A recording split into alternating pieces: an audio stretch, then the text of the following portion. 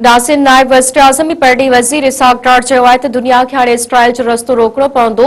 सलामती काउंसिल में सुधारा अचण घुरिजनि। ॻाल्हियुनि जी कामयाबी लाइ संजीदगी ज़रूरी आहे।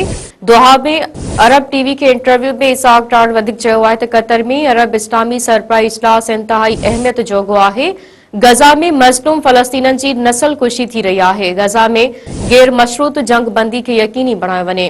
इसहाक डार वधीक चयो आहे त पाकिस्तान एटमी ताक़त तौर मुस्लिम दुनिया सां गॾु बीठल आहे। पाकिस्तान वटि मज़बूत फ़ौज ऐं जदीद हथियार मौजूद आहिनि। इसराइल में लिबनान ऐं शाम खां पोइ कतर मथां हमलो मज़म्मत जोॻो आहे। इसराइल जो हिकु ख़ुदि मुख़्तियार मुल्क मथां हमले जो को बि जवाज़ नाहे।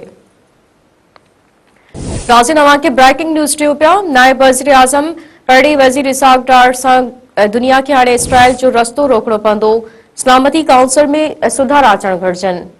ॻाल्हियुनि जी कामयाबी लाइ संजीदगी ज़रूरी आहे। दोहा में अरब टीवी के इंटरव्यू में इसहाक डार वधीक चयो आहे त कतर में अरब इस्लामी सरबराह इजलास इंतहाई अहमियत जोॻो आहे।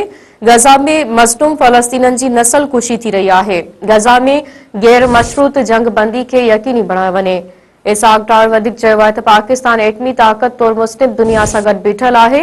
पाकिस्तान वटि मज़बूत फ़ौज ऐं जदीद हथियार मौजूद आहिनि। इसराइल जो लिबनान ऐं शाम खां पोइ कतर मथां हमलो मज़म्मत जोॻो आहे। इसराइल जो हिकु ख़ुदि मुख़्तियार मुल्क मथां हमले जो को बि जवाज़ नाहे।